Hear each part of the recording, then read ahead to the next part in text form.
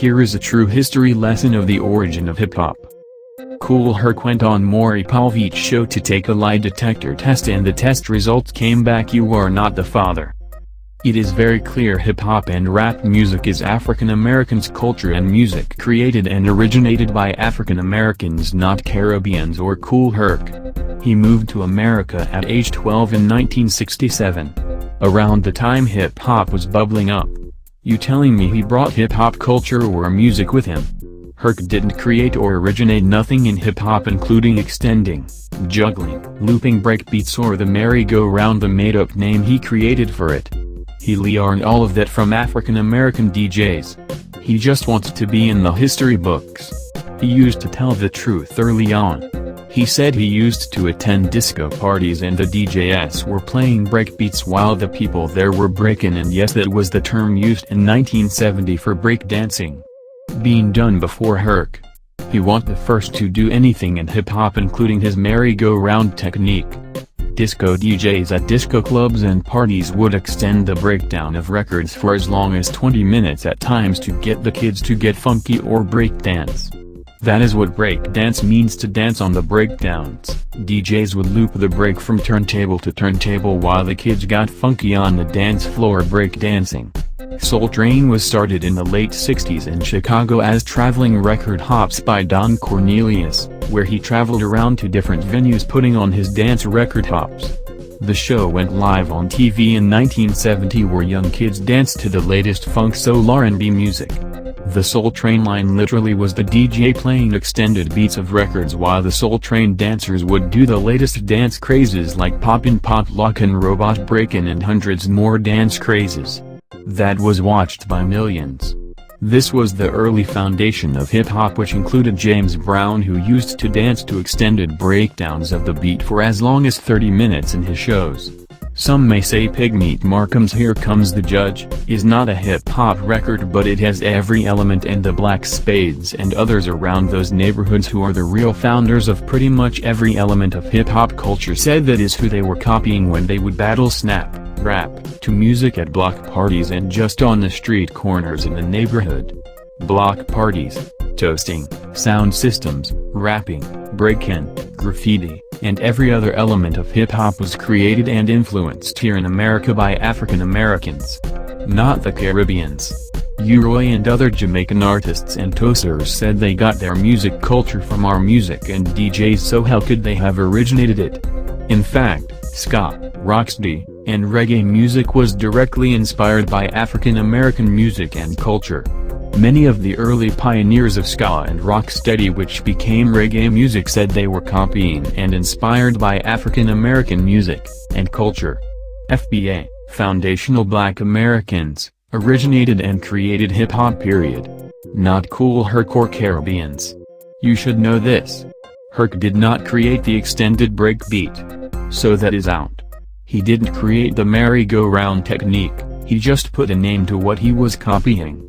African Americans created most of the world's most popular music genres and subcultures. That is a fact. So stop with the ambiguity, and if you are trying to truly get to the truth, then tell the truth and stop leaving it open for interpretation. African Americans created hip-hop and rap, period. Rap literally goes all the way back to slavery in the USA. Kool Herc and other Caribbeans here contributed and participated like the rest of the early pioneers. But they didn't start nothing except maybe Grandmaster Flash with some of his technological inventions and theories around turntablism, but that is not the creation of turntablism, DJing or hip-hop, but an elevation. A contribution of one element of the art form. If Jamaicans were listening to African Americans DJs, and were inspired to copy it, they couldn't have done it first, thus they didn't create it. Dancehall, which started in the late 70s, was a speed-up, more rhythmic reggae-inspired music form which was inspired by ska, which was literally inspired by African American music and DJs. See how the ball goes around. You people at this point, and I'm talking to some of the people in your comments and just in general about these debates and responding to some of the statements you made in your videos, are downright disrespecting African Americans and their long and arduous creation of the culture. Let me again explain it to ya, in my fake Jamaican accent. I love my Jamaica sisters and brutas, but this gotta stop.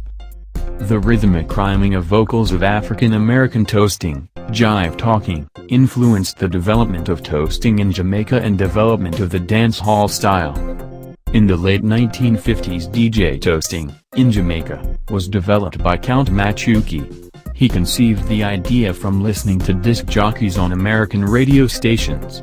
He would do African American jive over the music while selecting and playing R&B music. DJs like Count Machuki working for producers would play the latest hits on traveling sound systems, African American inspired mobile DJ systems, at parties and add their toasts or vocals to the music.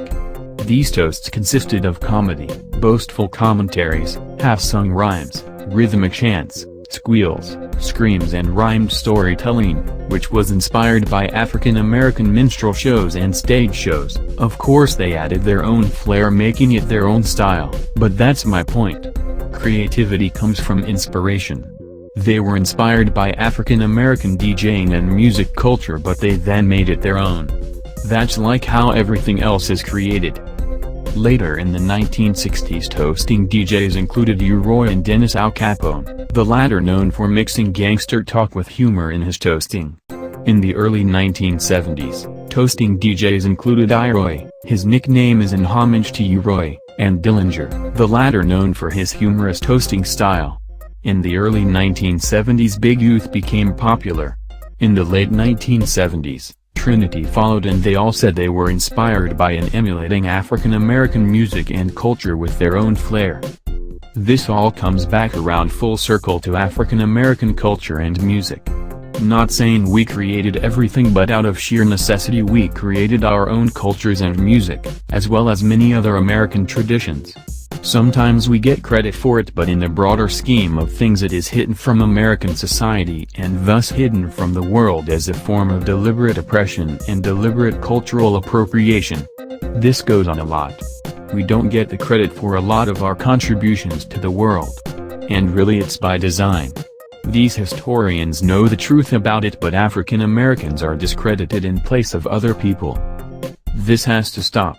Go read a book on the inventions and innovations that African Americans have contributed to the world and you will literally be shocked beyond belief. How can you be the root of hip-hop music when hip-hop music is literally African American music? Disco, R&B, funk, jazz, and anything else you wanna mix in there that we created. Herc already said it was already bubbling up and he was inspired by other DJs and what he was hearing and seeing.